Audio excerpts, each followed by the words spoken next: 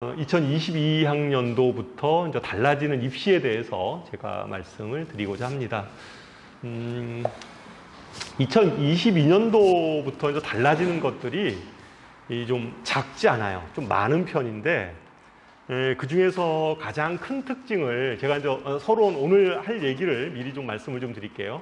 크게 말씀을 드리면, 크게 이제 변화되는 게 가장 큰 게 정시 확대.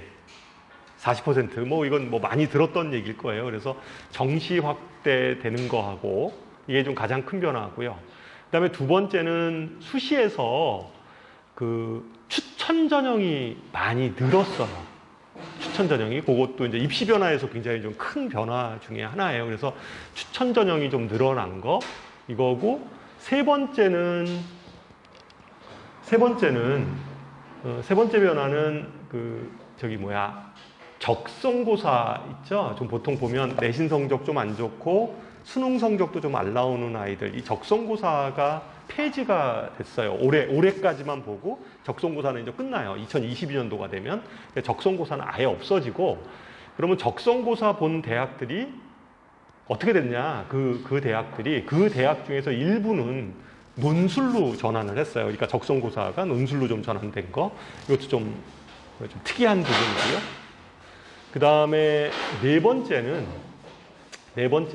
2022년도부터 약대 입시 있죠? 약대가 이제 학부생으로 뽑기 시작해요. 2022년도부터. 그것도 좀 입시에서 자연계 학생들한테는 굉장히 큰 변화예요. 그리고 또 한 가지는 요 근래 의대생을 400명씩 증원하겠다. 그것도 2022년도인데 아직까지 그게 이제 통과된 거는 아닌데 안으로 발표된 게 2022년도부터 의대생을 400명씩 더 뽑겠다. 그래서 10년간 뽑아서 어쨌든 계속 4,000명 정도를 더 확보를 하겠다. 이게 지금 발표 났잖아요. 요 며칠 전에. 그러니까 그것도 좀 약간 큰 변화라고 생각을 하고요. 그 다음에 정시 부분에서는 수능이잖아요. 정시는 수능인데 수능에서 가장 큰 변화는 드디어 2022년도부터 제대로 된 바뀐 수능이 시작되는 거죠. 올해 고3 아이들은 좀 약간 짝퉁이에요. 그죠? 수능이 바뀌긴 했는데 좀 바뀐 형태가 좀 약간 짝퉁 형태로 바뀌었는데, 이게 2022년도부터 원래 계획된 제대로 된 수능이, 그러니까 선택형 수능이죠. 선택형 수능이 시작되는 게 올해예요. 그래서 전체적으로 그러한 부분들에 대해서 좀 살펴보면서 우리가 이제 어떻게 좀 전략을 짜는 게 좋을지, 2022년도 지금 학년은 고등학교 2학년들이잖아요, 지금. 고등학교 2학년 아이들이 입시를 치르는 해이기 때문에 그때 어떻게 아이들이 전략을 짜는 게 좋을지 이 부분에 대해서 제가 말씀을 드리고자 합니다.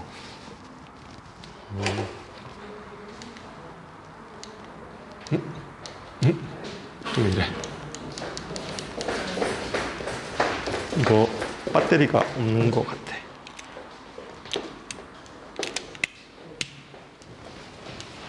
안 먹는데? 배터리가 없어. 안 먹어. 그냥 시작하겠습니다. 정시 모집이 2022년도부터 이제 40%로 모든 대학들이 이제 이렇게 바뀌게 되죠. 여기 이제 비율을 보면 쭉 가나다 순으로 쭉 돼 있는데요. 학교명은 서울에 있는 주요 대학들이 다 40%를 유지하고 있습니다. 물론 여기에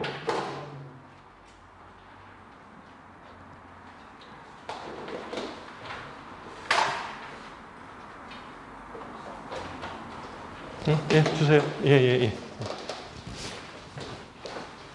여기에 보면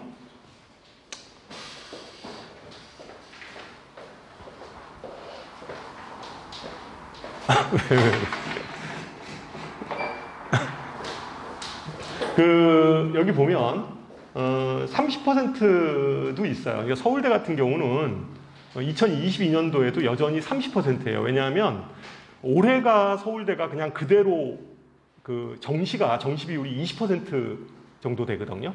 19%인가 하여튼 거의 20% 정도 돼요. 그런데 이게 한꺼번에 2022년도에 한꺼번에 20%를 확 뛰어버리면 학교에서 좀 예측하기가 힘들잖아요. 학생들 받는데. 그래서 2022년도에 10% 오르고, 그래서 2022년도에 서울대가 30%고요. 그 다음에 2023년도에 이제 40%를 맞추게 돼요. 다른 대학들은 1년 땡겨서 지금 40%를 다 맞춘 거예요.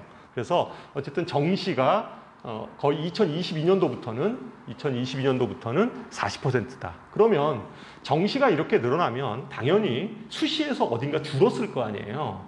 그죠? 그래서 이제 수시가 그러면 어디가 줄었을까 우리가 생각을 해보면 많은 어머님들은 수시가 준 게 논술이다 이렇게 생각을 하세요. 그러니까 정시가 늘어났는데 정시가 늘어났으면 이제 수시가 줄었을 텐데 수시가 줄은 부분이 이게 논술이 아닐까 이런 생각을 하시는데 실제 논술은 줄을 만큼 다 줄었어요. 거의. 물론 논술도 약간 줄기는 했어요. 정시가 늘어난 만큼 논술도 좀 줄기는 했는데 논술이 준 거보다는 가장 많이 준 부분이 어디냐면 그 학종이 줄은 거예요. 학생부 종합전형이 줄은 거죠. 학생부 종합전형이. 그래서 보면 요거는 뭐 똑같은 표니까 넘어가고요. 학종 인원이 감소가 된 거예요. 의대나 치대나 이런 데는 별로 이렇게 학종이 크게 뭐 이렇게 변화는 없어요. 그런데 그냥 학교별로 살펴보면 서울대는 아직까지는 2022년도부터는 30% 정도까지니까 정시가 많이 줄지는 않았는데 이거보다 더 줄겠죠. 그래서 대략 한 200명 정도 줄을 걸로 예상이 돼요. 서울대가. 그리고 연대가 한 250명 줄었고요. 정시 확대돼서. 그 다음에 고대 300명. 그 다음에 뭐 서강대 쭉 이렇게 있죠. 성대 같은 경우는 거의 한 500명 정도가 줄은 거죠. 그러니까 이게 학종 인원이 줄은 거다. 학종 인원이 줄은 거예요. 그러면 이 학종 인원이 다 정시로 간 거냐? 그건 아니에요. 이 학종 인원이 다 정시로 간 건 아니고, 그럼 이 학종 인원의 일부는 어디로 간 거냐면 추천 전형 쪽으로 갔어요. 그러니까 정시로도 가고 추천 전형으로 갔어요. 아까 제가 서두에 말씀드렸다시피 2022년도 입시에서 가장 중요한 변화 중에 하나가 추천 전형이 굉장히 많이 늘어난 거예요. 그거 왜 늘어났냐 이게 왜 늘어났냐면 요 11월 달인가요? 대학 공정화 방안 발표하면서 교과부에서 서울에 있는 주요 15개 대학에 대해서 요청을 했어요. 너희들이 지금 정시를 늘리는 것뿐만 아니라 니네 대학에서 학생부 교과 추천 전형을 좀 늘려줬으면 좋겠다. 그래서 대략 10% 정도를 맞춰달라. 이게 요구사항이었어요.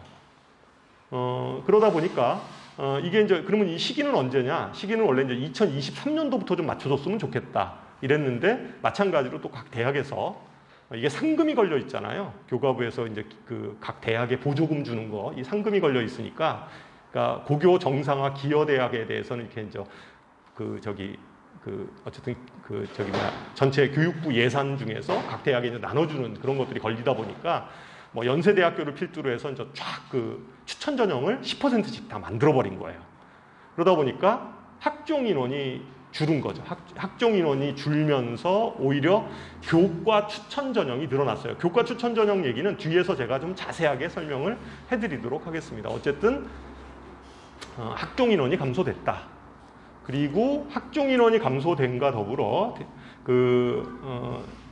공정화 방안에서 나왔던 얘기가 2022년도부터 뭐 하여튼 학생 기록부 내용이 좀 줄어요.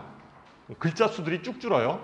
그래서 뭐 여기에 보면 뭐 2022년도 보면 소논문 기재 같은 거 이런 거 못하게 돼 있고요.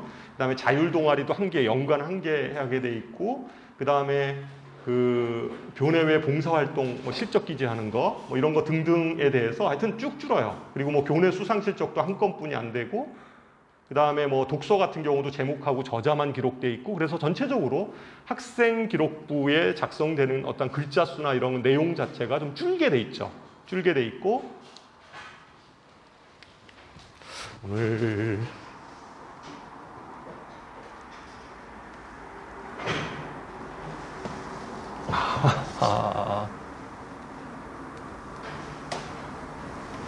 잠깐만요. 이거를 좀 전체 화면으로 됐어? 응?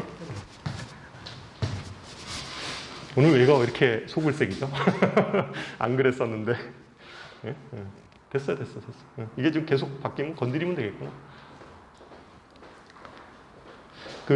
어쨌든 비교, 하여튼 학생기록부 작성하는 부분들이 2022년도부터 쭉 줄죠. 가장 좀 크게 변하는 건 이거예요.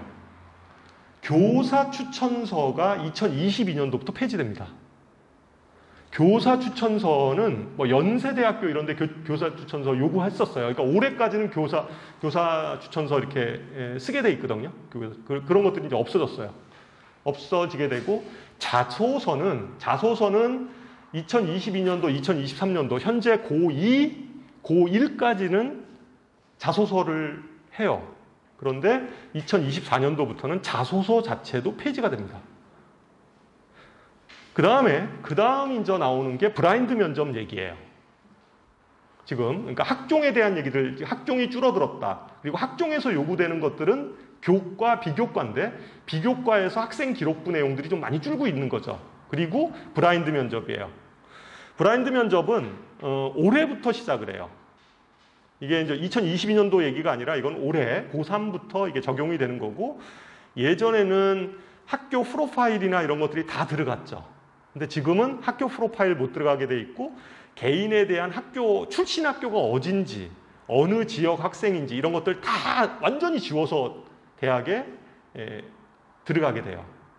그러니까 얘가 일반고 학생인지 아니면 자사고 학생인지 아니면 분당에서도 얘가 낙생고 학생인지 어딘지 이런 거 모른다는 거죠. 실제.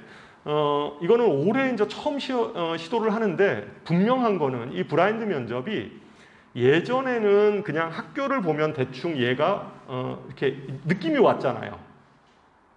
예를 들어서 얘가 외대부고다. 그러면 이제 얘의 성적이 보나마나 얘는 등급이 좀 낮을 거고 이런 것들이 눈에 쫙 이렇게 들어왔을 건데, 아무래도 이 브라인드 면접을 하게 되면 학생 기록부를 딱 보면 인적사항 이런 것들이 다 없으니까 얘가 어느 고등학교 출신인지 이런 걸 모르기 때문에 다소 좀 이렇게 직관적으로 이 아이가 어떤 아이다 이런 것들을 좀 파악하기 힘들어요. 찾아야 돼요.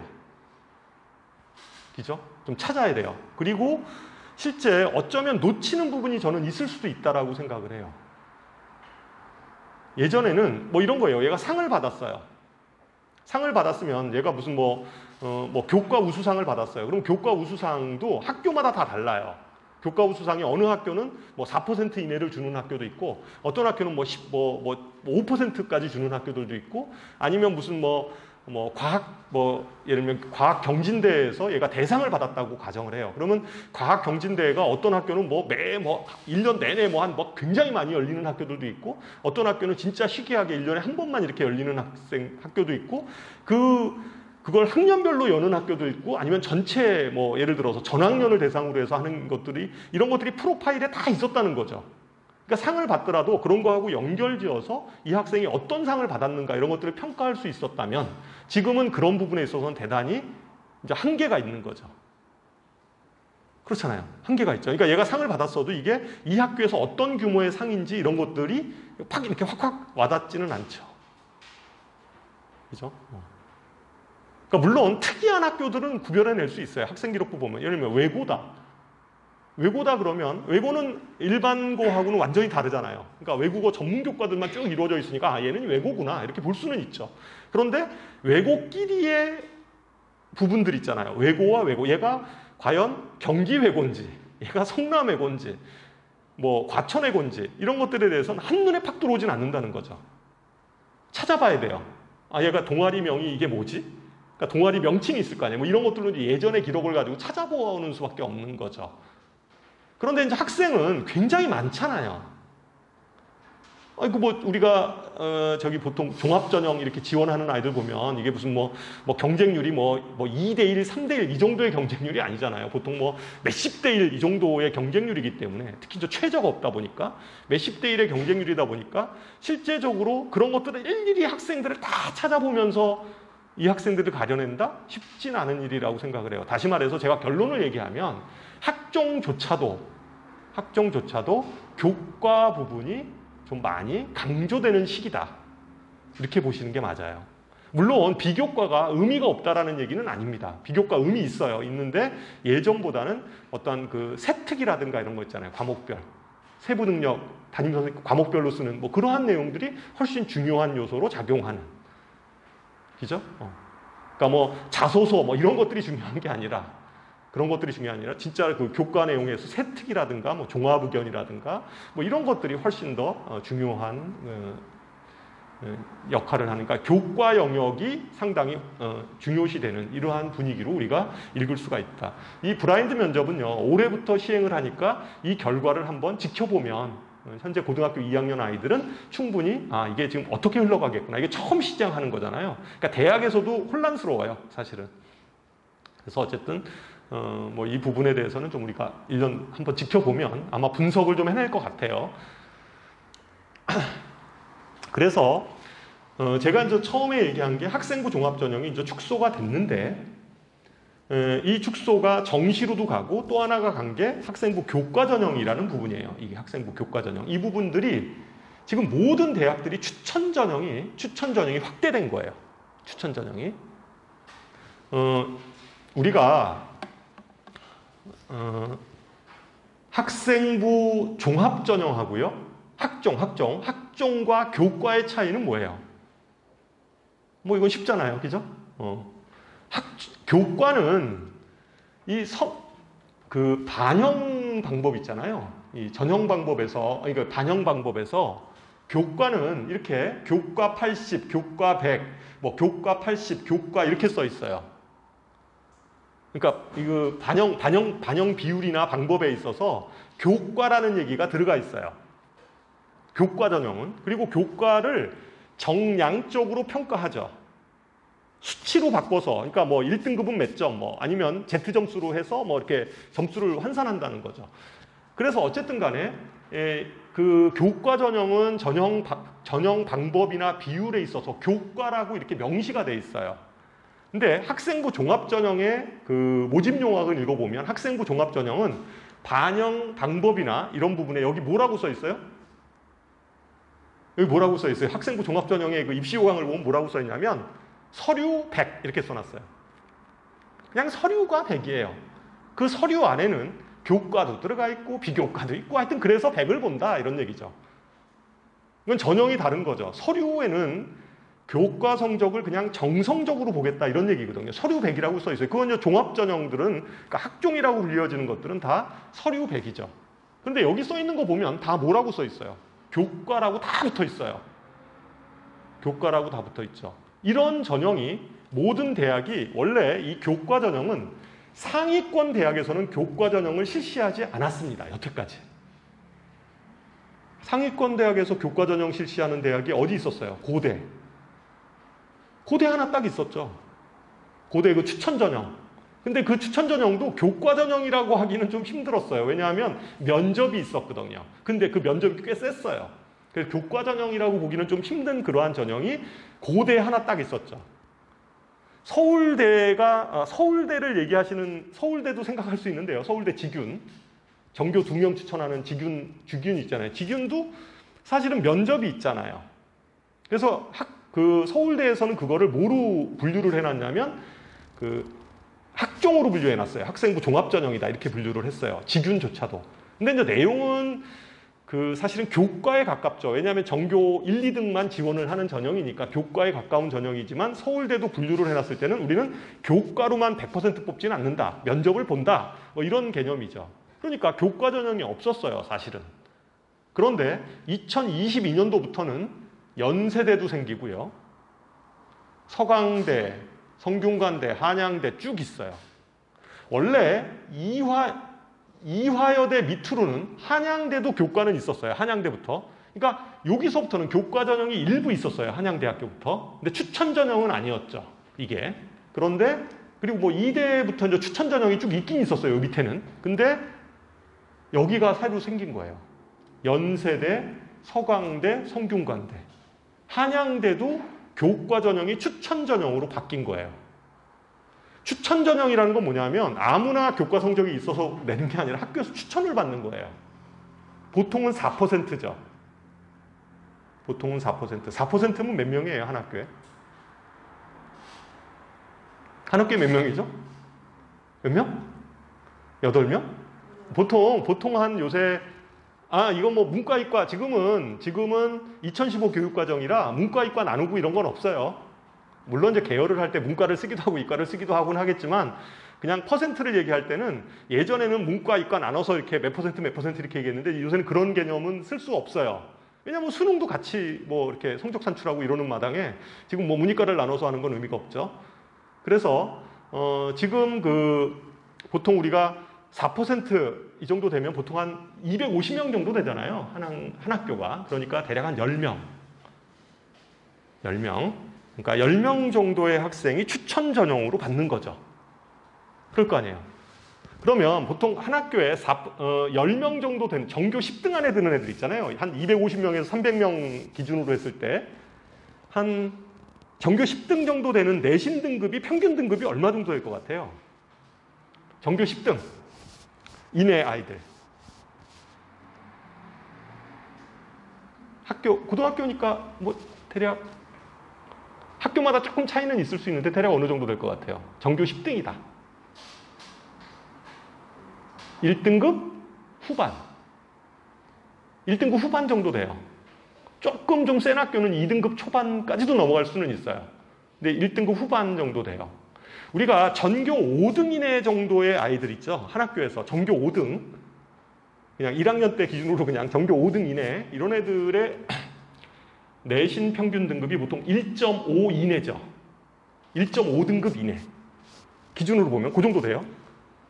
1.5등급 이내. 이 정도가 아마 전교 한 5등 이내예요. 그 정도 아이들이 1.5 이내고 보통 한 전교 10등이다 그러면 1등급이거나 1등급 후반이거나 전교 10등이다 그러면 1등급 후반 정도 되거나 학교에 따라서 좀 센 고등학교는 2등급 초반까지를 우리가 보통 전교 10등 이내의 아이들이다라고 생각을 하면 돼요. 그러니까 그 아이들이 어디를 써요? 1등부터 서울대 쓰겠죠. 전교 1등, 2등 하는 뭐 서울대도 쓰겠고요. 그러니까 전교 5등 이내 되는 애들은 서울대부터 시작을 할 거고요. 그럴 거 아니야. 그 전교 5등 이내는 서울대부터 시작할 거고, 뭐 전교 한 뭐 6등부터 이제 한 뭐 10등 그 사이 아이들이 쓰는 게 고대, 연대, 뭐 이렇게 뭐 서강대, 성대 뭐 이런 데 이렇게 쓰겠죠. 물론 나는 뭐 연대, 고대 이하는 안 가. 그럼 뭐 여기까지 쓰고서 멈추든가 그러겠지만 또 어떤 아이들은 뭐 쓰겠죠. 아니면 우리가 전교 한 20등 생각을 해보세요. 전교 20등 학교. 그러니까 분당고등학교 기준에서 생각하는 거예요, 지금. 전교 20등이다. 그러면 대략 내신 평균 등급이 어느 정도 될 것 같아요? 전교 20등. 10%잖아요. 그렇잖아요. 우리가 뭐 한 250명 기준에서 만약에 10%면 25명인데 전교 한 20등 했다. 그러면 대략 아마 학교별 그것도 좀 다르게 한 2.5등급 정도 돼요. 전교 20등 정도. 20등 하여튼 왔다 갔다 하는 애들이 보통 한 2.5등급 정도 되거든요. 그럼 학교에서 전교 20등 하는 애들이 공부 못하는 애들 아니잖아요. 그죠? 그러니까 그 아이들 2.5등급 되는 아이들이 그러면 이제 쓸 수 있는 전형 여기서 이거 추천은 못 받잖아요. 그죠? 추천은 못 받죠. 그러니까 이제 그 아이들이 쓸 수 있는 것들은 만약에 좀 비교과가 된다. 2.5등급 정도 되면 2.5등급 이내 정도 되면 비교과가 좀 되는 애들은 학종 같은 것들을 놓이겠죠. 안 되는 애들은 어떻게 해요? 논술해야죠. 논술. 그죠? 논술 보겠죠. 뭐 연대 논술이나 뭐 성대, 그다음에 뭐 서강대, 그다음에 뭐 한양대 이런 데 논술 전형 지원하는 거죠. 실제. 그런데 어쨌든 전교 10위권 이내 아이들은 추천 전형이라는 게 생긴 거예요. 이렇게.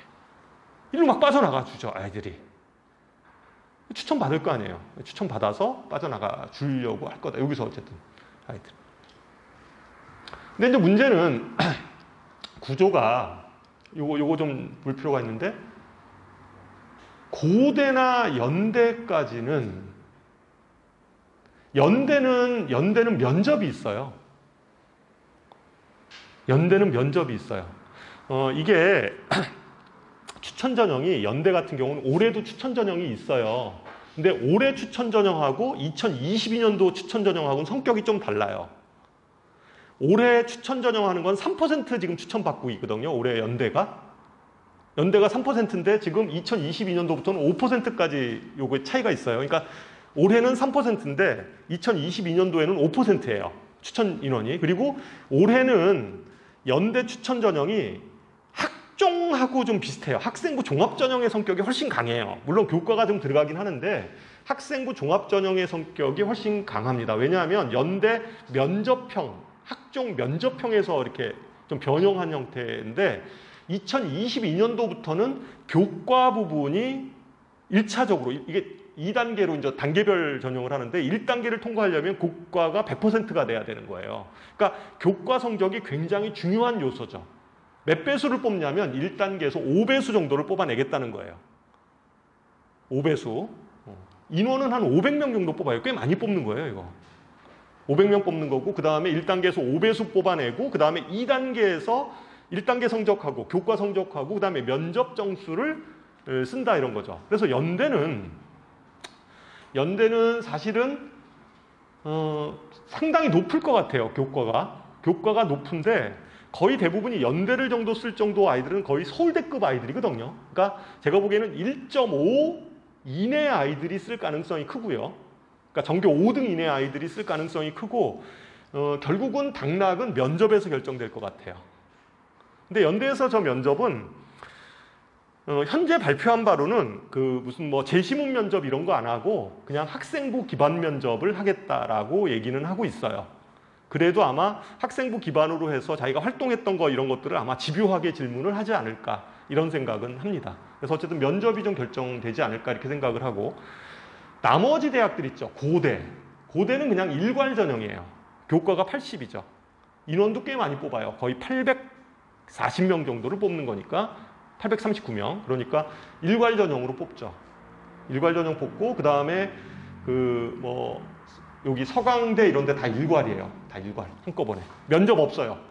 면접 있는 데가 이화여대 요거 하나 좀 있고요. 나머지는 거의 대부분이 그냥 면접 없이 내면 교과 성적하고 비교과 좀 보거나 뭐 이 정도로 해서 그러니까 거의 교과가 그냥 당락을 결정하죠. 그래서 선발을 하는 건데 이 인원이 예전에는 상당히 적었어요. 거의 교과 전형이 있는 학교들도 많지 않았어요. 많지 않았었는데 이게 다 모든 대학들이 10%예요. 꽤 많은 인원입니다. 그래서 사실은 중학교 지금 어머님 혹시 자녀 중에 지금 1학년, 2학년 지금 고등학교 1학년, 2학년이지만 자녀 중에 동생이 있는 그 어머님들 같은 경우는 우리가 고등학교 들어갈 때 전교 10등 이내에 좀 들어갈 가능성이 큰 고등학교를 선택하는 게 저는 팁이라고 생각해요. 고교 선택할 때. 그러니까 너무 막 생고등학교 막 이렇게 너무 선호하시지 마시고 좀 시기가 변했으니까 좀 이렇게 추천받을 수 있는 4% 추천받을 수 있는 고등학교에 가면 카드가 좀 많아진다는 거죠. 추천도 받고 수시도 쓰고 뭐 이러면서 이제 할 수 있는 전형이 있다. 그러니까 이게 어쨌든 되게 많이 변했고 그 다음에 그냥 한 가지 팁은 올해는 고대가 올해 고3 애들 얘기하는 거예요. 올해는 고대가 이 추천 전형하고 이게 추천 전형이 올해부터 고대는 시행을 해요. 근데 이 추천 전형하고 아까 학종 있죠. 학종 학업 우수자 전형이 있어요. 그러니까 학업 우수자 전형이라고 명칭이 되어 있는 학종. 그 학종하고가 교차 지원이 안 됐어요. 올해는 그래요. 올해는 고3 같은 경우에 이 추천받은 아이들이 학업 우수자 전형 쪽에 고대 일반 전형이 있어요. 고대 일반 전형, 학업 우수형 전형에 동시 지원을 못했어요. 올해는 못해요. 그런데 현재 고등학교 2학년부터는 동시 지원이 다 가능합니다. 이건 굉장히 큰 문제예요. 왜냐하면 동시 지원을 못하면 실제적으로 고대 학종은 내신 등급이 높은 아이들이 지원을 안 하겠죠. 왜냐하면 추천받은 애들이 이쪽에는 지원을 못하니까. 그러니까 올해는 고대 일반 전형이 수능 최저가 굉장히 관건이에요. 그리고 거의 면접이 관건일 거예요. 그런데 2022년도부터는 어쨌든 이 추천 전형, 학교 추천 받았던 아이들이 학업 우수형 일반 전형에도 지원을 할 수가 있어요.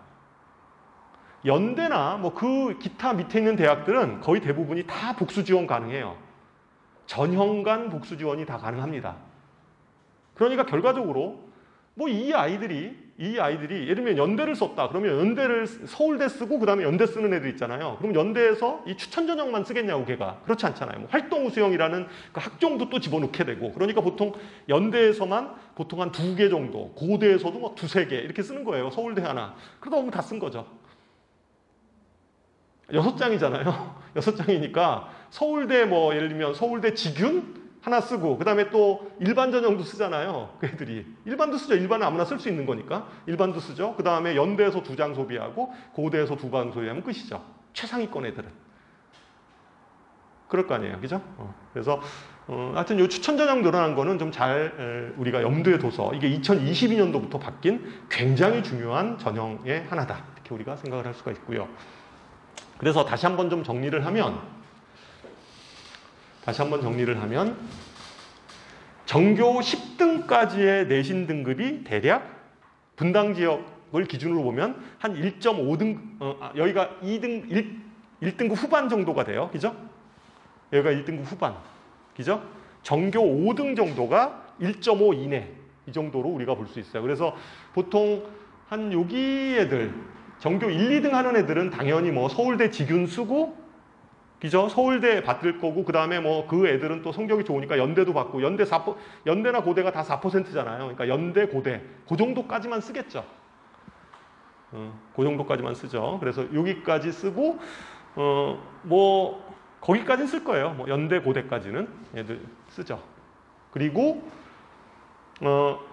여기가 한 1점 후반대 정도 되니까 여기까지 10등까지가 전교 10등까지가 1등급 후반 정도 되잖아요. 그 애들이 쓰는 패턴을 보면 서울대 일반 쓰는 애들이 있겠죠. 일반 전형. 그러니까 학종이죠, 학종. 이건 추천 전형이 아니라 이제 학종이니까 요거 서울대 일반 전형을 쓸 거고요. 학종으로. 그다음에 연세대학교, 고려대학교 학교 추천 전형, 학추 그러면 이제 학교에서 추천하는 학교 추천 전형으로 또 쓰게 되겠죠. 뭐 이 정도로 해서 아마 얘네들은 마감을 할 거예요.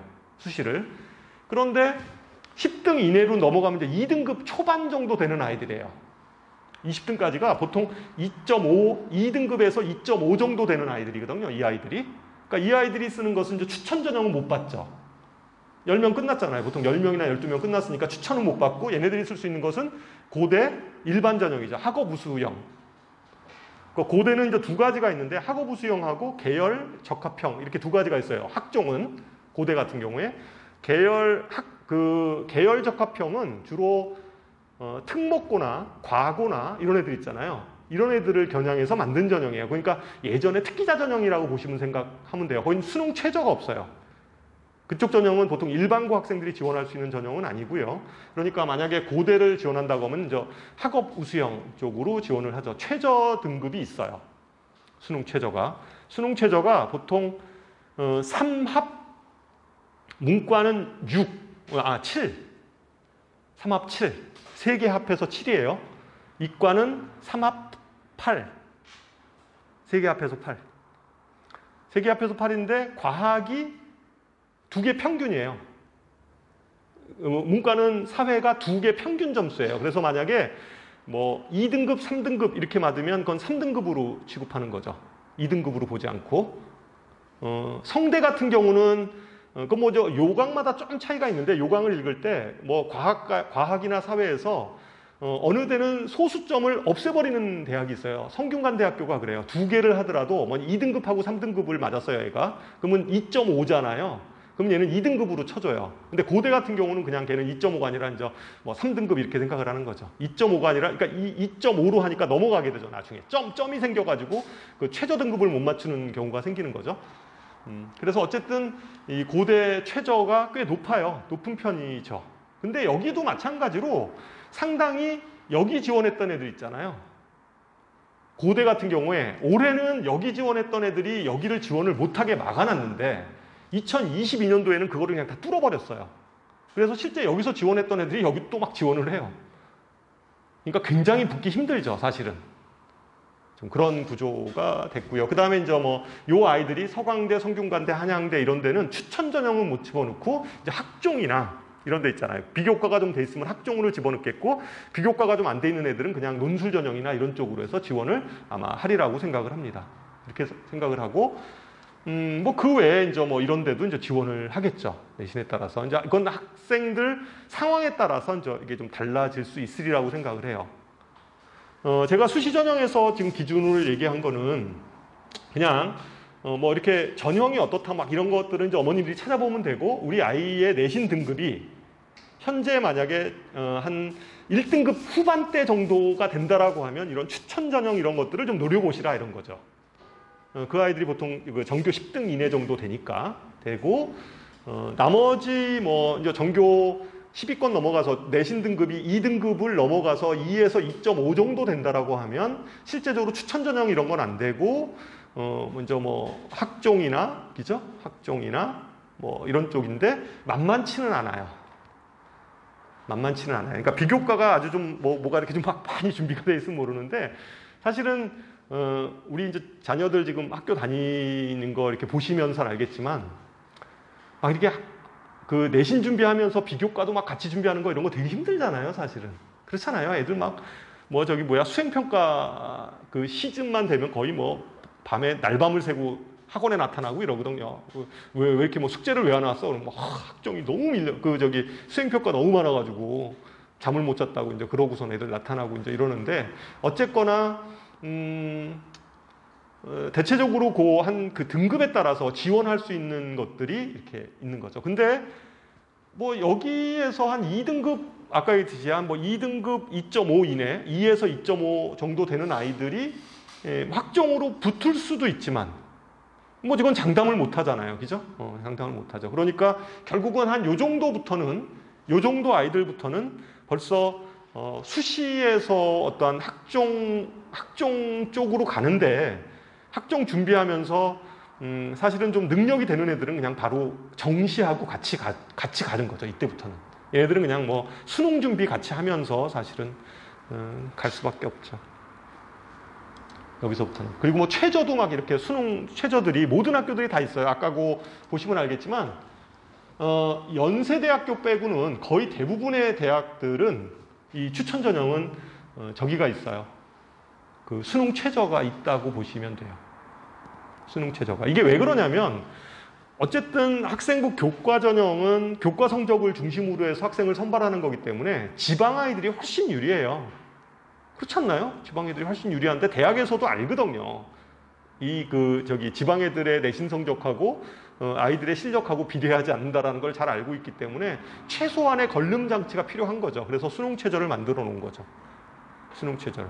그리고 이 학종이 경쟁률이 워낙 높기 때문에 수능 최저가 있어야지 그래도 애들을 좀 그나마 좀 안 되는 애들 다 떨어뜨린 다음에 그 정도의 경쟁률을 가지고 아이의 그 원서를, 애들 원서 낸 거 있잖아요. 이걸 좀 꼼꼼하게 좀 볼 수가 있죠.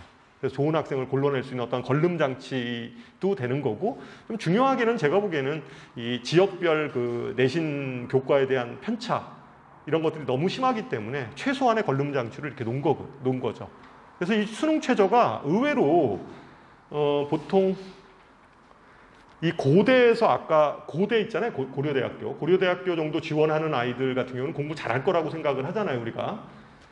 그래서 고대 그 일반 전형, 아까 얘기했던 그 학업 우수형 같은 경우에 그 실제 수능 최저 통과율 정도를, 그 수능 최저를 얼마 정도 통과했는지 이 부분에 대한 비율을 보면 한 몇 퍼센트 될 것 같아요.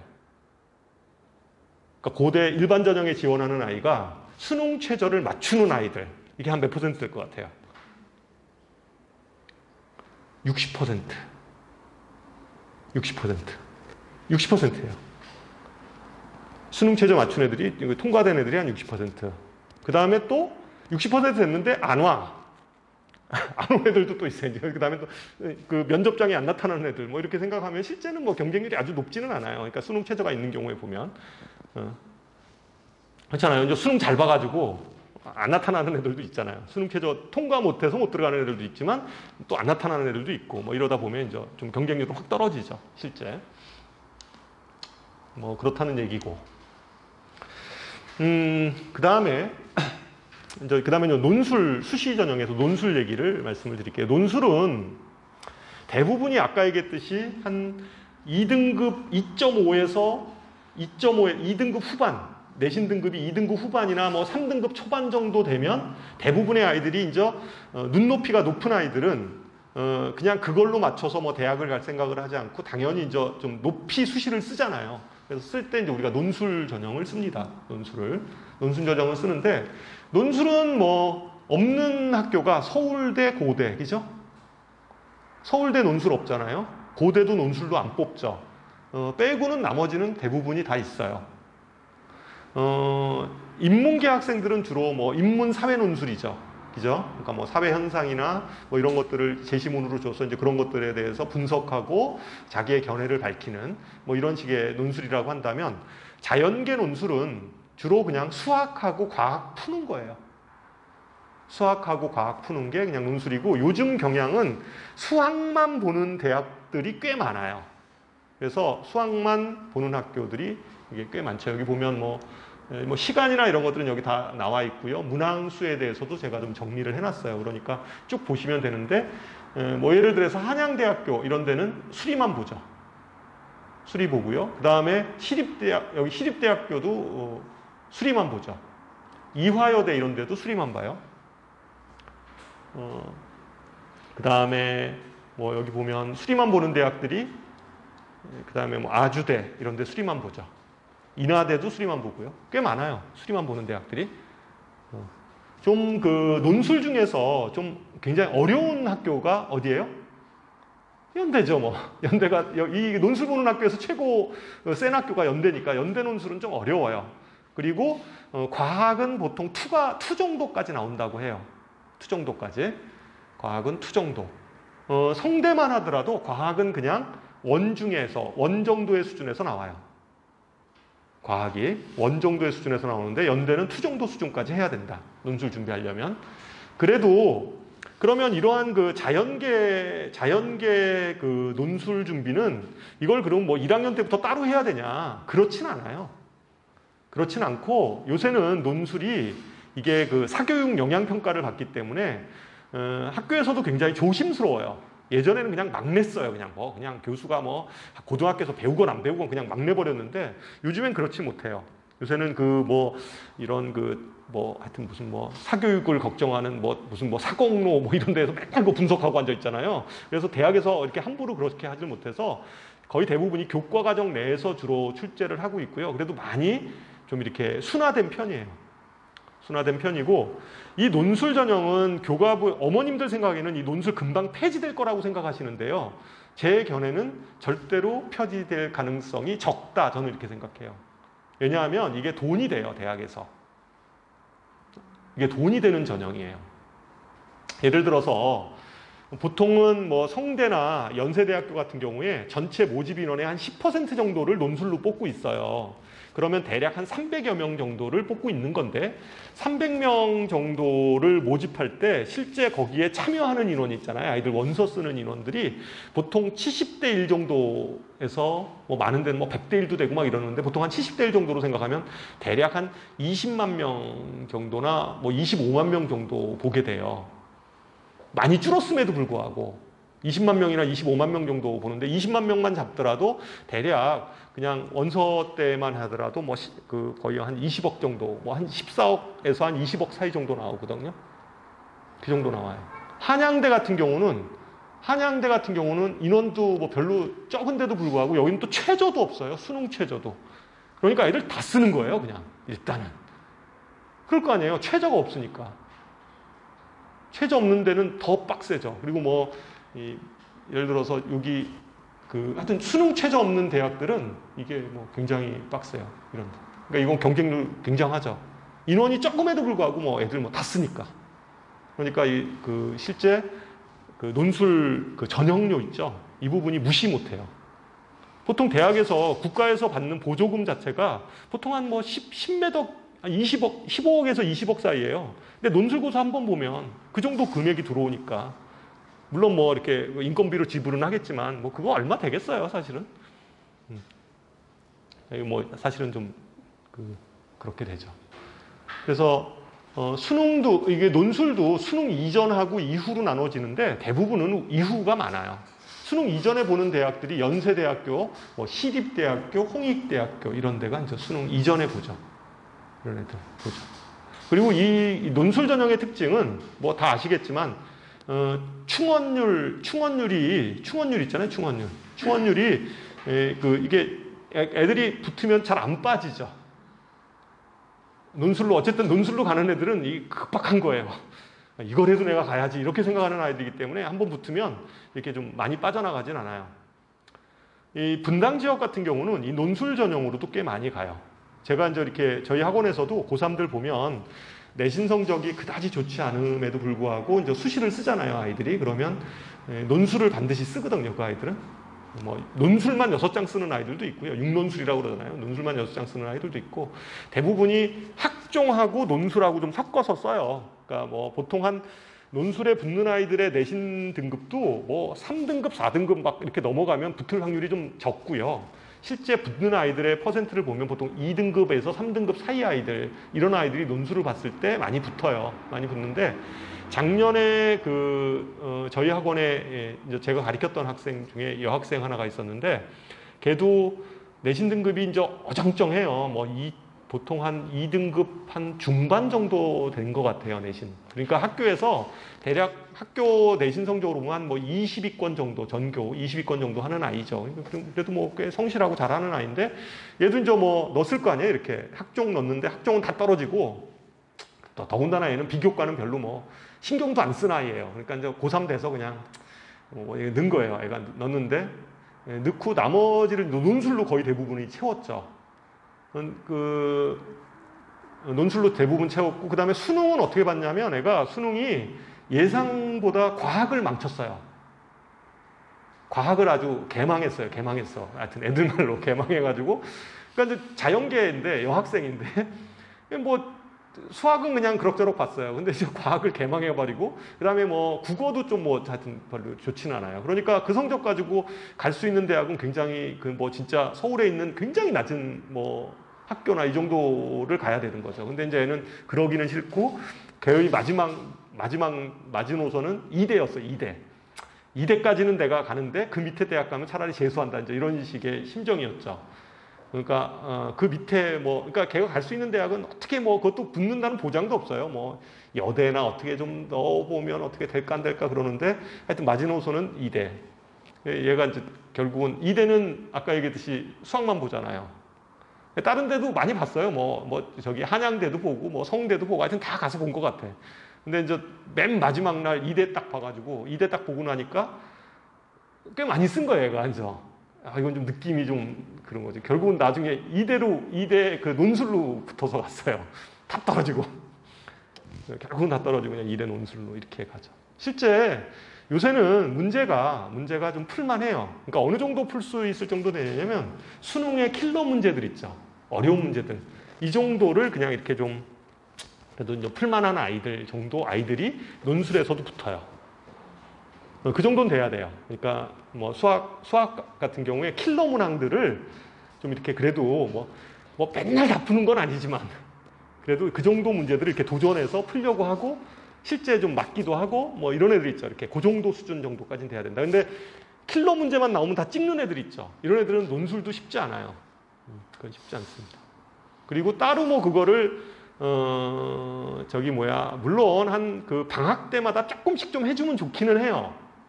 근데 애들이 쉽진 않죠. 사실은 2학년 때 내신하기 바빠 죽겠는데 그러기 쉽지 않잖아요. 대부분의 아이들이, 그 정도 아이들이 쉽진 않아요. 그리고 어쨌든 학교 또 그 패턴이라는 게 있으니까, 보통은 아이들이 고3 임박해서 수능 끝나고 좀 잠깐 하든가, 아이들 보통 그때도 많이 해요. 수능 끝나고 하든가, 아니면 여름방학 정도부터 좀 하든가, 아니면 3학년 돼서 좀 방향이 정해지면 그때부터 좀 일주일에 한 번씩 정도 하든가, 이렇게 하는데, 인문 논술은 좀 미리 준비를 해서 좀 하는 게 중요할 텐데, 이 수리 논술, 그 자연계 논술은 그냥 제가 보기에는 수학 같은 경우 수리 논술 하는 대학은 그냥 수능 준비를 좀 열심히 하는 거 있잖아요. 수능 어려운 문제들 좀 많이 풀고 이러고선 집중적으로 해도 가능해요. 그러니까 굳이 너무 미리 준비하지 않아도 됩니다.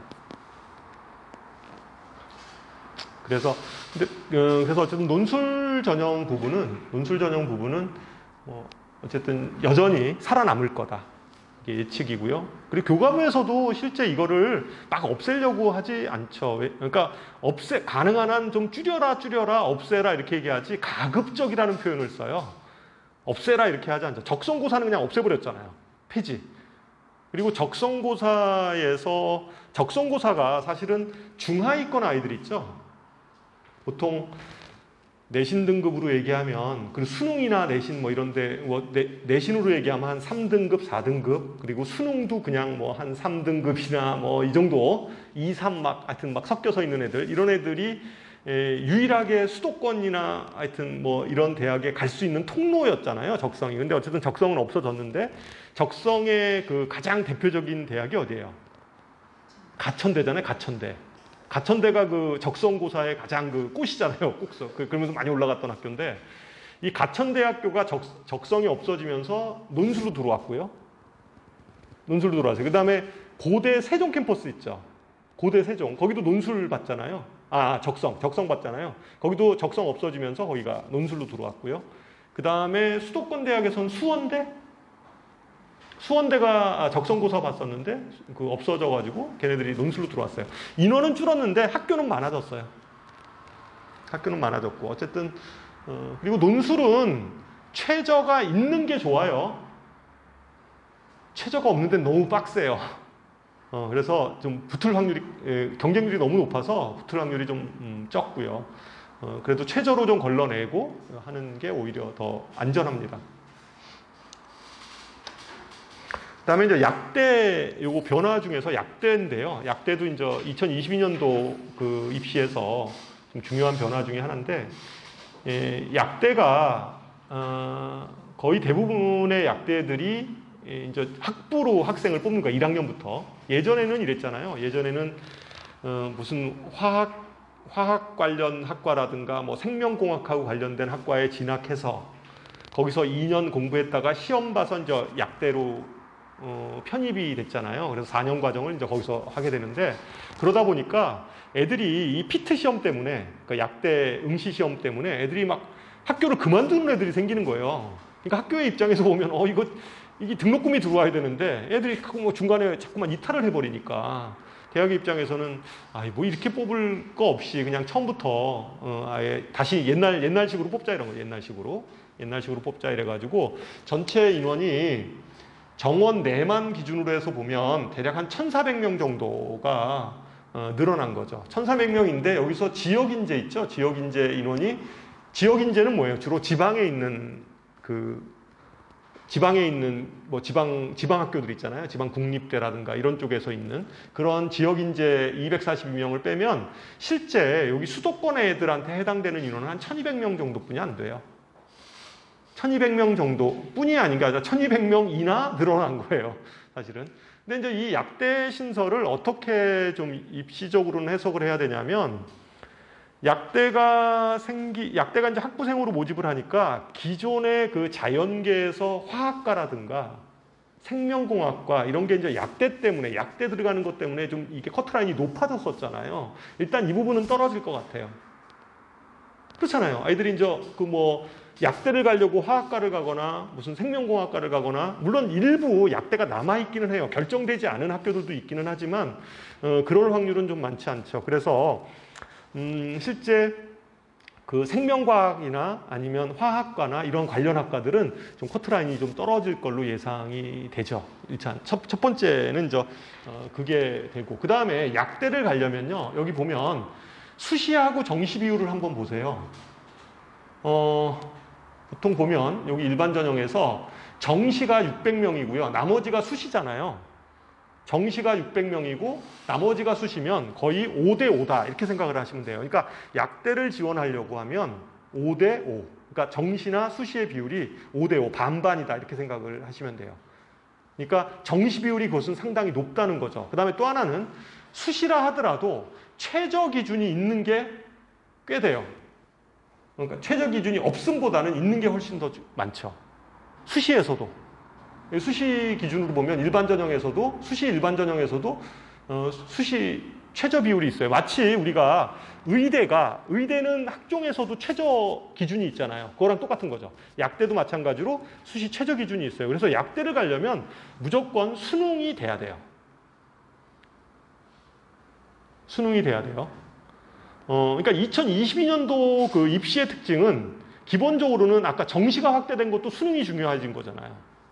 그죠? 정시가 확대된 것도 수능이 중요한 거고, 그 다음에 아까 추천 전형도 거의 대부분이 최저가 있잖아요. 그러니까 수능이 중요한 거예요. 수능이 중요한 거다. 전체적인 입시 관점에서 수시에 있어서도 추천 전형도 수시 최저가 있었으니까 역시 마찬가지로 수능이 중요하다. 물론 학종은 대부분이 최저가 없어요. 최저가 없는데 아까 추천 전형 늘어나고 정시가 늘어났기 때문에 당연히 이제 수능이 굉장히 중요하다. 이렇게 우리가 분석을 해줄 수가 있죠. 그리고 또 한 가지는 이 약대의 위치는 어디예요? 보통 이 약대 레벨은 의대 쪽까지는 아니지만 주로 치대, 그죠? 한의대, 그 다음에 무슨 수의대, 그 다음에 약대. 이게 이제 같은 그룹으로 애들이 보통 이제 지원을 할 때 예를 들면 한의대를 넣는 애가 약대도 같이 넣고 이렇게 할 거 아니에요, 그죠? 그래서 어쨌든 그룹, 한의대, 수의대, 이런 쪽의 그룹의 인원이 늘어난 거로 보시면 돼요. 그 정도 그룹 아이들, 그러니까 그 상위권 아이들 있잖아요. 이런 아이들의 인원이 늘어난 거다. 다시 말해서 그렇게 되면 전체적으로 보면 한의대라든가 수의대라든가 이런 데 커트라인이 조금 떨어질 수는 있을 거다. 예전보다. 그러니까 좀 들어가기가 조금 용이해지진 않았을까. 이런 좀 판단을 해볼 수가 있죠. 자, 그 다음에 이제 거의 다 끝나갑니다. 잠깐. 이게 마스크를 쓰면서 이렇게 설명을 하려고 하니까요. 그리고 수업은 그래도 수업을 안 풀 때는 좀 잠깐 좀 마스크를 내리기도 하고 이러는데 이건 제가 계속 떠들어야 되잖아요. 그러다 보니까 막 이 안에 지금 땀이 엄청 찼어요. 그래서 잠깐 좀 땀을 좀 배출하고 물을 좀 제가 좀 마시고 이거 뒷부분 하도록 하겠습니다.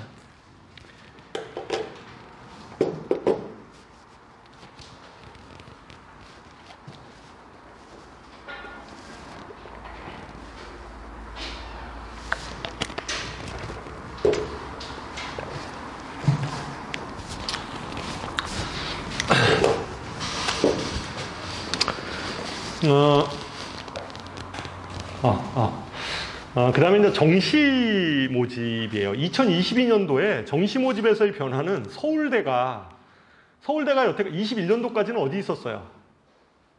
가군에 있었어요. 서울대가 가군에 있었어요. 서울대가. 그러니까 맨 앞에서 뽑았어요.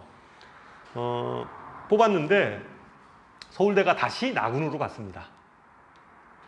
서울대가 이게 가군으로 간 이유는 특별한 이유는 없었어요. 그냥 교무회의인가 얘기 들어보면 이게 진짜인지 아닌지 모르겠는데 교무회의 때 서울대가 정시는 3번 쓸 수 있잖아요. 가군, 나군, 학생의 입장에선 가군, 나군, 다군 이렇게 세 번을 쓰잖아요. 그러니까 원서 3장을 쓰잖아요. 3장을 쓰는데 서울대 무슨 회의 자리에서 왜 서울대가 항상 나군이지? 우리가 가군으로 가면 안 돼? 이런 얘기가 얼핏 나왔대요. 그래서 가군으로 갔다는 거예요. 왜 서울대가 1위 대학이니까 당연히 가군으로 가야지 왜 나군으로 가? 이렇게 해서 이제 서울대가 이제 가군으로 갔어요. 그러니까 서울대가 가군으로 가면 연세적으로 이제 연대 고대는 다 어디로 가요? 나군으로 가잖아요. 서울대가 가군으로 가면 연세 고대가 이제 나군으로 가게 돼서 여태까지는 연대하고 고대가 다 나군에 있었어요. 나군에 있었는데 다시 2022년도부터 이 이유는 저것 때문에는 것 같아요. 학사 일정. 가군으로 가니까 처음에 이제 애들을 이렇게 뽑다 보니까 너무 일정이 빡빡한 거예요. 그러다 보니까 너무 힘들다 이렇게 이제 생각을 한 거죠. 그래서 다시 원래대로 나군으로 갔어요. 서울대가 나군으로 이렇게 가니까 1029명이 이제 나군으로 가니까 이제 연세대학교하고 고려대학교가 이제 다 가군으로 갔죠. 그죠? 근데 이제 연세대학교가 또 가군으로 가면 그 밑에 대학들은 또 막 또 움직여요. 그래서 이제 군이동이 이제 계속 생긴 거죠. 근데 이제 가장 중요한 거는 서울대가 이렇게 된 거죠. 사실은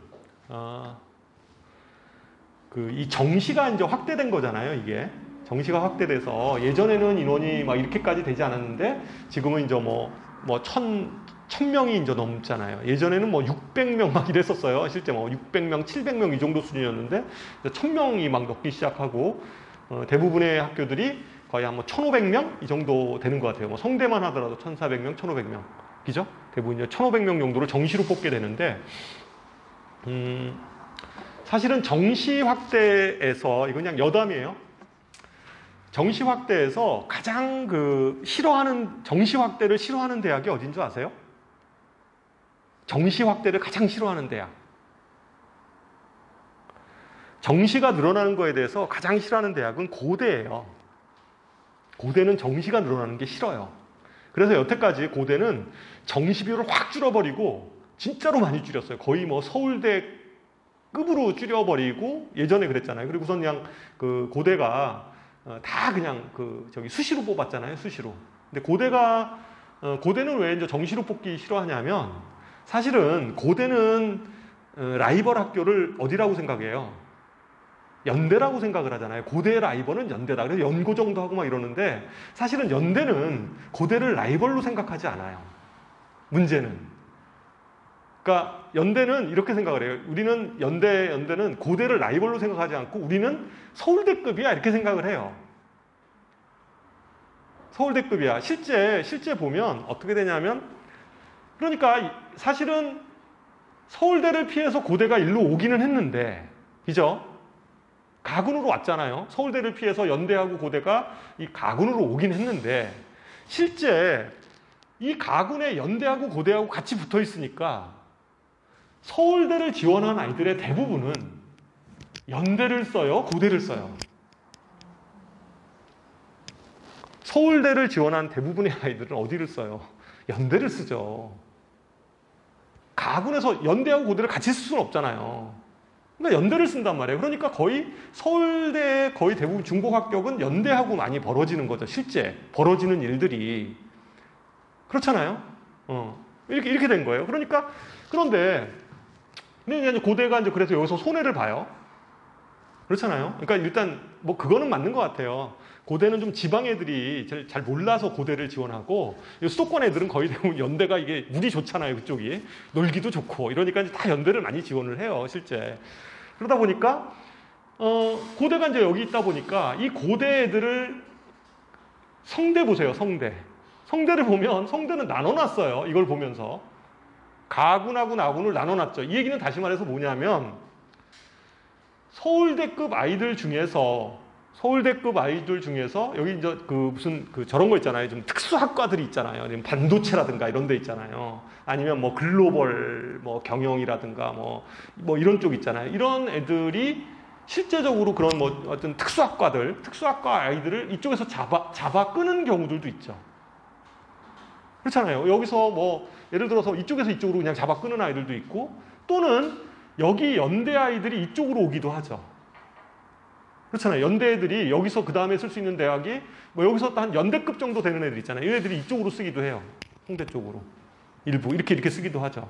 이렇게 되다 보니까 실제 고대는 이 연대하고 여기 뭐 성대하고 요 사이에서 이게 좀 약간 위치가 허정정해지는 거예요. 정시에 가면. 그러니까 급이 어떻게 되냐면 이게 고대가 연대급이 되는 게 아니라 지금은 일부 학과는 성대한테 밀리기도 해요. 고대가. 어정쩡하죠. 그러니까 정시만 되면 이제 이런 현상이 벌어지는 거예요. 이게. 이러다 보니까 이제 고대가 싫죠. 사실은 이렇게 정시로 뽑는 게 싫은데 지금 어쨌든 막 교과부에서 하라니까 지금 현재는 하고 있는 거죠. 그래서 사실은 고대가 실제 하려면 이걸 분할 모집을 해야 되거든요. 그렇잖아요. 그러니까 분할 모집을 하면 돼. 고대가. 성대처럼. 그러면 지금보다는 좀 더 나아질 수가 있는데 그죠? 나아질 수가 있죠. 분할 모집을 하거나 이러면 되는데 그러니까 일부 이쪽으로 같이 분할 모집을 하는데 그거는 뭐예요? 연대에 밀렸다는 거를 자인하는 꼴이잖아요. 그렇잖아요. 연대에 밀렸다는 걸 그러니까 이거를 자인하는 꼴이 되니까 그렇잖아요. 그러니까 군을 이동하는 이유는 그게 다 그것 때문에 그런 거예요. 이렇게 피해서 간다고요. 예를 들어서 지금 여기 보세요. 예를 들면 서강대 같은 경우는 이렇게 나눠서 가지 않죠. 그냥 바로 나군으로 가잖아요. 그렇잖아요. 그런데 성대 같은 경우는 다 이쪽으로 가지 않고 이쪽으로 버틴단 말이죠. 이게 뭐예요? 이게 버티는 이유가 여기 급에서 좀 잘하는 애들도 뽑아내겠다 이런 거거든요, 사실은. 일부 그리고 뭐 여기도 이렇게 받고 뭐 이런 형태죠. 그래서 어쨌든 뭐 이게 사실은 고대는 정시는 싫은데 지금 어쩔 수 없이 좀 하기는 하죠. 근데 많이 좀 떨어졌죠. 예전보다는 좀 많이 떨어진 것 같아요. 그 다음에 수능이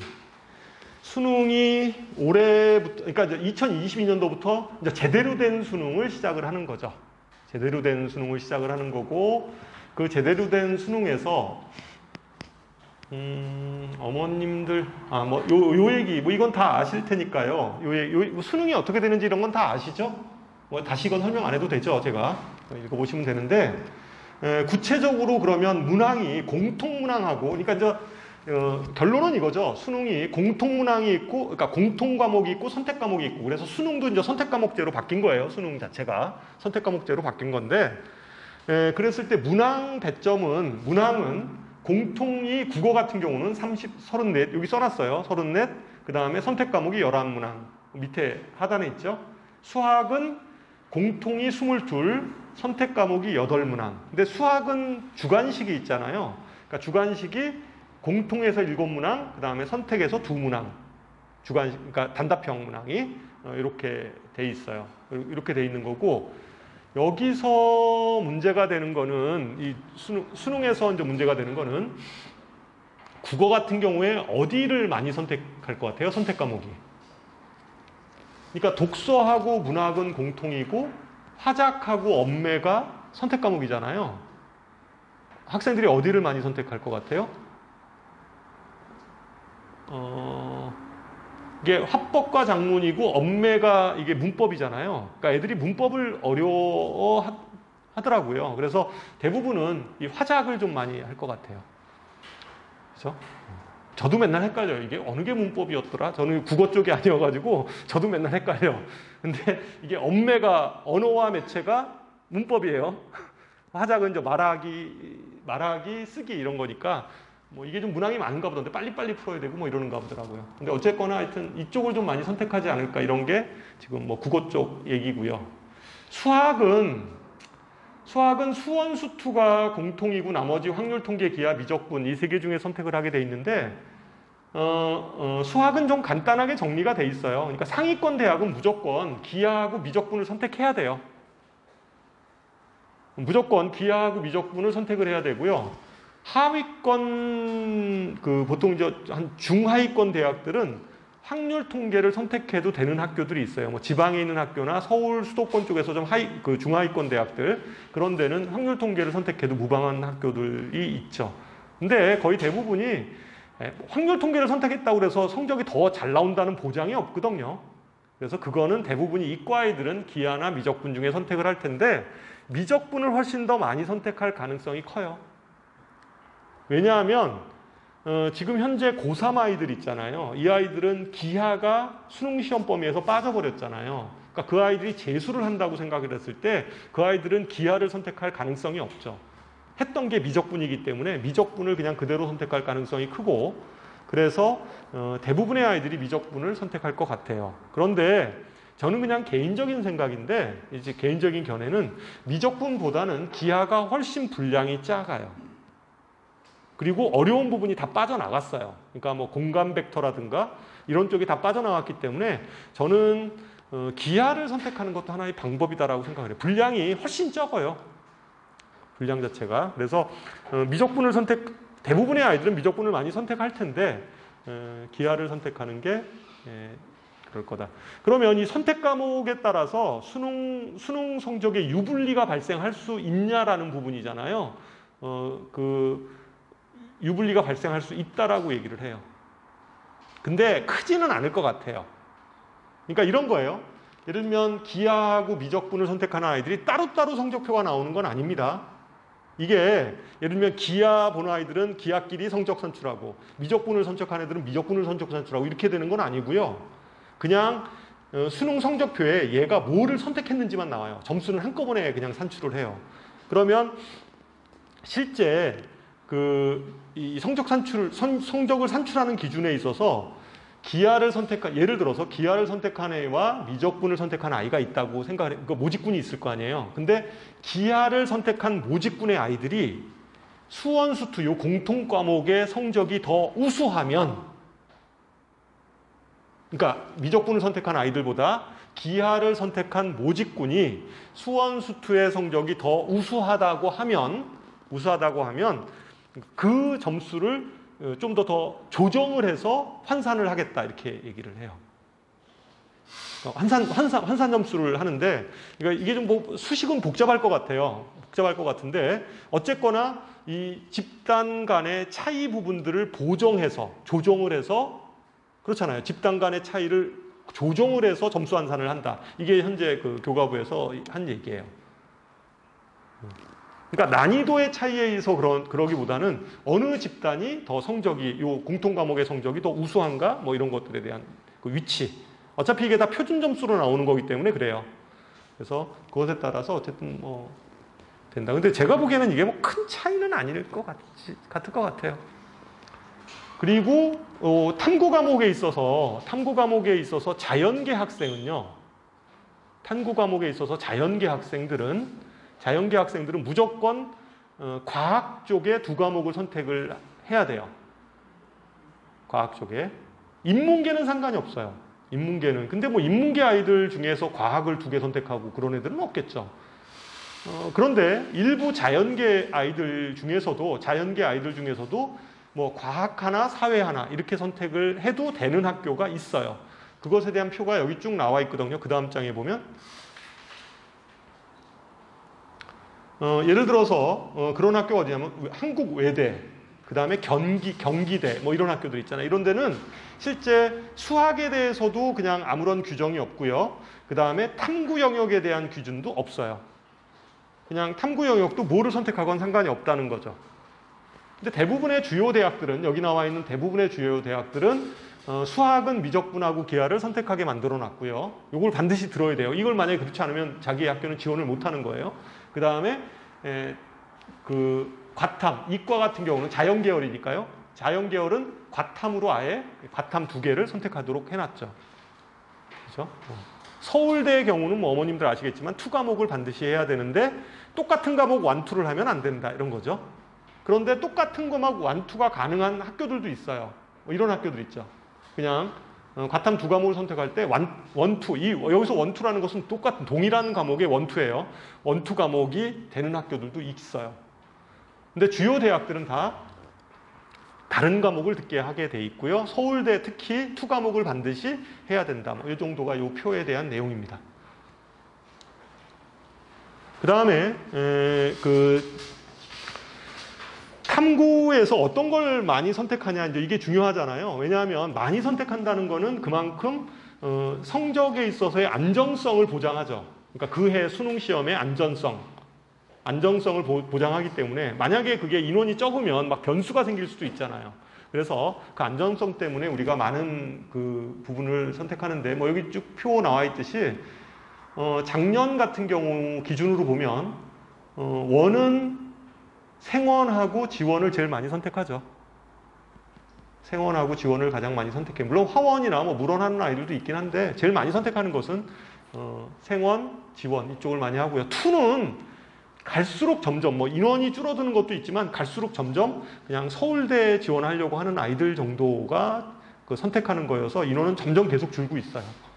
계속 줄고 있어서 서울대를 자기가 목표 대학이 서울대가 아니면 굳이 2과목을 할 이유는 없죠. 수능에서 2과목을 할 이유는 없습니다. 왜냐하면 어차피 이 모집구는 2과목을 하는 아이들은 서울대급 아이들이 시험을 보는 거기 때문에 여기서 만약에 조금이라도 망치면 아주 끝나버리죠. 그죠? 점수가 확 떨어져 버리니까, 그죠? 등급도 못 맞추고, 특히 상위권 아이들은 특히 최상위권 아이들, 서울대급을 보는 아이들은 의대를 가려고 하는가 이런 애들이거든요, 대부분이. 그러니까 그런 수능 최저 맞추는 거 이런 게 굉장히 중요해요. 그렇잖아요. 근데 이제 그 수능 최저를 잘못 선택해가지고 이제 그 수능 최저를 못 맞추는 경우들이 있죠. 그래서 그런 것들도 생각을 해야 되고. 그 다음에 문과는 뭐 가장 많이 선택하는 게 생윤하고, 그죠? 생활과 윤리하고, 그 다음에 사회문화. 이게 제일 많이 선택을 하죠. 나머지는 뭐 그냥 경향대로 선택을 한다. 뭐 이거 그냥 참조하면 될 것 같아요. 끝으로 학습 전략입니다. 마지막으로 이 얘기하고 제 오늘 얘기는 마치도록 하겠습니다.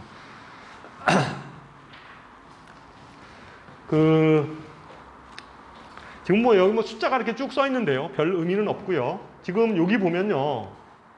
여기 애들 1, 5, 10, 15, 18, 21 이렇게 써 있는 요 아이들의 구는 내신 성적하고 수능 성적이 비례하는 아이들이에요. 여기 1그룹 아이들 같은 경우는 내신도 거의 최상위권 아이고요. 전교권이죠. 1.5 이내면 아까 전교 5등 이내라고 보시면 되는 거예요. 그러니까 내신도 전교권이고요. 수능도 전교권인 아이죠. 1등급은. 5구역 아이는 내신도 뭐 거의 한 1등급에서 2등급 사이이고, 마찬가지로 수능도 그 정도 되는 아이들이죠. 먼저 요 가운데 있는 애들은 이제 비례하는 아이들이고요. 이쪽 지금 파란색으로 써 있는 아이들은 내신 성적보다는 수능 성적이 좋은 아이들이에요. 그렇죠. 왜냐하면 여기는 내신은 1에서 1.5에서 2.5 정도 되는 거죠. 그러면 전교 보통 한 20위권 이내 정도 그렇죠. 그 정도 되는 아이들인데, 수능은 거의 1등급대 아이잖아요. 그런 아이들. 여기 8그룹은 마찬가지. 이런 애들도 되게 많죠. 분당에 되게 많아요. 수능 등급은 보통 2.5에서부터, 그러니까 전교 한 20등 정도 되는 아이들인데 2.5에서부터 3.5 정도까지 있는데, 수능은 여전히 1등급 나오는 아이들 있잖아요. 그러니까 이런 애들은 당연히 이 파란 그룹 아이들은 당연히 어떻게 가야 돼요? 수능으로 가야죠. 당연히 수능으로 가야죠. 그러니까 등급으로 봤을 때 수능을 잘하는 아이들은 당연히 수능으로 가야 돼요. 더더군다나 2022년도는 정시가 40%나 늘어났고, 그거 만약에 2월 인원까지 생각하면 거의 50% 정도를, 모집 인원의 50%는 수능으로 뽑는다는 얘기죠. 그렇게 보면 당연히 수능으로 이 아이들은 가야 돼요. 문제는 어떤 아이들이 1등급 아이들은 그냥 수시로도 가고 정시로도 가고 여러 장 카드를 쓸 수 있는 아이들이죠. 근데 이제 문제는 요 아이들이에요. 2그룹, 3그룹 이런 아이들 있죠. 분당의 3그룹 아이들은 많지는 않아요. 이건 지방에 좀 있고요. 3그룹은 분당에 이런 아이들이 있죠. 2그룹 정도 되는 아이들. 그러니까 내신은 전교권인데요. 실제 수능 시험을 보면 1하고 2가 막 섞여 있어요. 되게 많죠. 이런 아이들. 이 2그룹 아이들은 실제 내신으로 훨씬 더 좋은 대학을 갈 가능성이 커요. 그렇지 않겠어요? 그러니까 수능을 보면 1.5에서 2.5 사이면 1하고 2가 막 섞여 있는데 2가 꽤 많이 있는 거죠. 2가 있는 거예요. 그러면 얘네들이 실제 수능으로 갈 수 있는 대학은 경희대, 정시로 만약에 간다면 경희대, 중앙대 정도. 근데 실제 내신은 아니잖아요. 전교권이잖아요. 그러니까 이런 애들은 실제 여기 2그룹 아이들, 분당에 이런 아이들 꽤 많이 있을 수 있어요. 이런 아이들은 실제 어떻게 해서든지 비교과 잘 살려서 추천 또는 그러니까 수능도 최저만 맞추고 이런 전략을 써서 가야 되는 거죠. 그렇잖아요. 6그룹, 여기도 마찬가지예요. 6그룹. 여기도 애들, 여기 6그룹, 여기 2.5, 얘네들도 마찬가지예요. 6그룹 아이들도 지금 이게 내신으로 보면 6그룹 아이들도 내신으로 보면 전교 한 20위권 정도 되는 이내 아이들이에요. 전교 한 10등에서 20위권 되는데 여기서 수능 성적은 안 나오는 아이들이죠. 여기 애들. 여기 5그룹도 사실은 그만해요. 이게 사실은 여기 정도 되는데 요 애들도 5그룹, 여기 5그룹 아이들 정도 돼도 얘네들도 정시로 가려고 할 거예요. 왜냐하면 여기 애들도 여기도 수시 정시 막 섞여 있는 아이들이죠. 실제 정시로 가면 얘네들도 장담 못해요. 5그룹 아이들도. 오히려 얘네들도 5그룹 아이들도 이게 거의 한 전교 20위권 아이들이기 때문에 한 10에서 22, 20 사이 그 정도급 아이들이기 때문에 얘네들도 정시로 요 정도 나오면 이게 장담 못하죠. 실제 얘네들이 갈 수 있는 대학이 1.5에서 2.5면 수능에 따라 좀 다르긴 하지만 얘네들이 만약에 2가 좀 더 많다 이 정도 되면 실제 갈 수 있는 대학은 내신으로 가는 것보다 훨씬 못 갈 가능성이 크죠. 그래서 이 아이들 같은 경우도 사실은 좀 수시 봐야 돼요. 얘네들도 거의 수시 계열 아이들이죠. 수시. 이런 애들은 실제 수능보다는 진짜 비교과 많이 챙기고, 그리고 수능은 최저만 맞추고, 수능 전략은 그러니까 자기가 잘할 수 있는 거 몇 개를 최저를 맞춰서 이런 애들은 해야 되는 거죠, 실제. 그러니까 그렇게 돼요. 그리고 뭐 여기 7그룹 이런 아이들은 뭐 이건 뭐 당연하죠. 뭐 이쪽 그룹은 뭐 당연하고. 좀 어정쩡한 게 뭐냐면 얘네들인데요. 2.5인데 뭐 한 2등급, 그러니까 보통 이제 거의 한 3등급대 애들 있잖아요. 내신이 3등급대 정도 되는 애들. 이런 애들이 수능 성적이 좋으면 그냥 수능으로 가버리면 되는데, 이 정도 아이가 만약에 뭐 여기 한 10그룹 정도 돼 있다. 예를 들면 요 정도인데 10그룹 거의 비례하다 라고 하면 요 10그룹 아이들 있죠. 내신도 보통 한 뭐 3등급 되고 수학도 뭐 3등급 대 이 정도 아이예요. 이러면 이런 아이들은 사실은 정시로 가면 굉장히 어렵죠. 뭐 재수할 확률이 커요, 실제. 근데 얘네들 눈높이를 보면 이게 높거든요. 그래도 2.5에서 이 정도 되면 그래도 전교 한 뭐 32에서 한 뭐 3, 40등 이 정도, 30에서 한 50등 사이 이 정도라고 이렇게 볼 수가 있는데, 이 정도 아이들이 실제 눈높이가 뭐 확 내려가지고 막 이렇게 생각하지는 않거든요. 그런데 여기 아이를 보면 여기 10그룹 한번 보세요. 10그룹 보면 요 아이들 같은 경우에 뭐 수능이 그다지 이렇게 막 아주 탁월한 건 아니죠.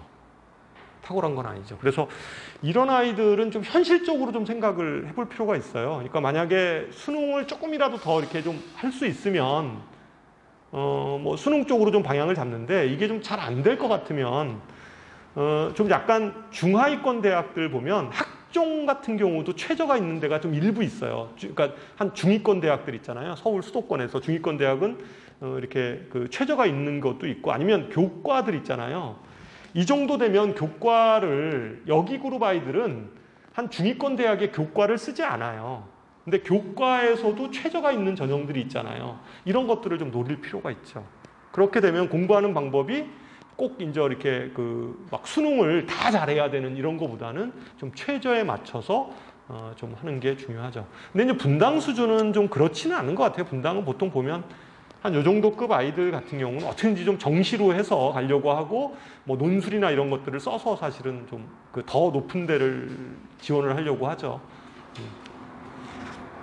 뭐 대체적으로 그래서 뭐 제 얘기는 이런 거예요. 아이가 실제 수능 성적하고 내신 성적하고를 좀 살펴봐서, 그리고 제가 아까 수시를 쓸 수 있는 내신 기준이 대략 어딘가 이런 것들은 제가 좀 말씀을 드렸잖아요. 한 2.5등급 이 정도가 좀 거의 뭐 최소, 그러니까 마지노선인 것 같다, 이렇게 제가 말씀을 좀 드리는 거죠. 그 이후로는 진짜 뭐 특별한 뭔가가 있지 않고서는 좀 붙기가 힘들다라고 제가 말씀을 드리는데, 어쨌거나 그러면 우리는 이제 결론은 이거예요. 이러한 내신을 챙기고 뭐 비교과 챙기는 일하고 수능을 이렇게 준비하는 거 하고는 약간 좀 길이 좀 달라요. 그러니까 예를 들어서 이런 거죠. 이과이에요. 만약에 내가 내신을 챙기려고 하면 고3 때 뭐를 해야 돼요? 투과목 이런 것들 해야 돼요, 선택해서. 그렇잖아요. 최소한 투과목이 물론 진로 선택 과목이어서 등급 평가를 하지는 않아요. A, B, C 이렇게 받기는 하지만 어쨌든 고3이 돼서도 투과목 이런 것들을 버릴 수가 없는 거죠, 이 아이는. 챙겨야 돼요. 내신을 챙겨서 투과목 뭐 3개, 최소 뭐 2개, 3개는 해야 되잖아요.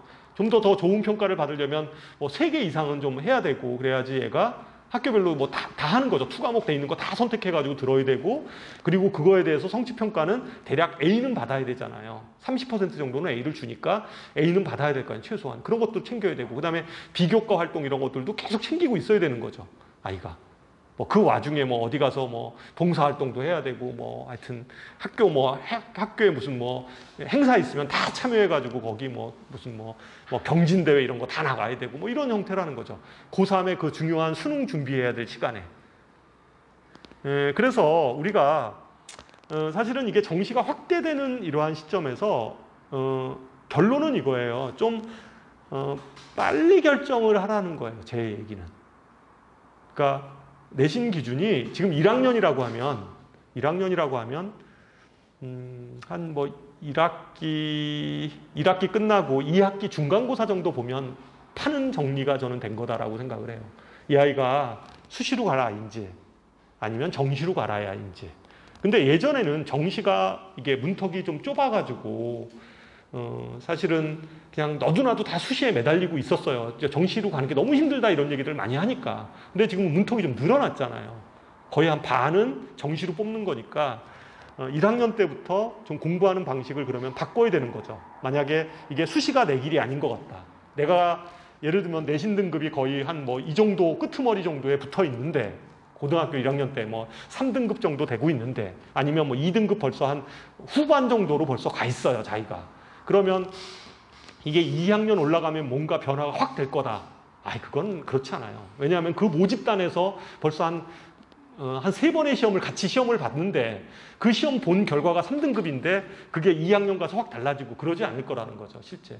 그러면 이건 난 한 3등급 정도 언저리로 가 있으면 나는 벌써 이제 수시로 가는 건 이제 끝났나 봐. 이렇게 정리를 해서 지금부터 나는 공부하는 방법을 이제 그러면 정시로 전환을 해야 되겠다라고 생각을 해야 되는 거죠. 그러면 정시로 전환을 하면 일단 기본적으로 뭐 수학은 해야죠. 2학년 때 뭐 수원, 수투 이런 것도 아주 열심히 하고 국어 공부도 기본적으로는 그냥 수능 국어로 틀어이죠. 학원을 선택하더라도 내신을 챙겨주는 학원을 선택하는 게 아니라 수능을 실제적으로 챙겨줄 수 있는 학원들을 선택을 해야 되고, 과학 같은 경우도 굳이 뭐 투과목 이런 거 이렇게 기웃거리지 말고 원과목 4개 다 잘할 생각하지 말고 2개만 잘해야 되는 거죠. 그렇잖아요. 영어도 교과 내신 영어를 하는 게 아니라 수능 중심의 영어를 해야 되는 거죠.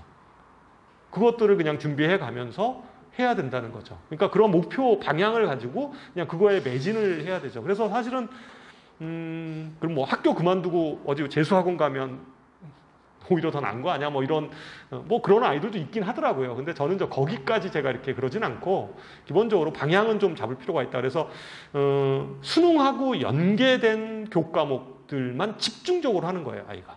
자기가 수능 볼 교과목만. 그리고 나머지는 뭐 예를 들어서 투과목 이런 거 있잖아요. 뭐 아니면 수능에서 관련이 없는 그러한 교과목들, 이런 것들은 그냥 뭐 시험을 좀 못 봐도 어머님들도 그냥 뭐 이렇게 그거에 대해서 크게 나무라진 않고, 근데 수능과 관련된 과목은 성적이 나와줘야죠. 그렇게 준비를 한다면. 그래서 그렇게 우리가 좀 전략을 세워야 되지 않을까. 그래서 어쨌든 2022년도 그 입시에 대한 큰 변화는 가장 중요한 게 저는 수능 준비를 열심히 해야 된다. 이게 제 마지막 결론입니다. 그러니까 모든 전형이 지금 수능하고 관련돼 있으니까 정시 전형도 확대되고, 그래서 그거에 대해서 생각을 해야 된다. 이 정도 얘기를 하고 마치도록 하겠습니다.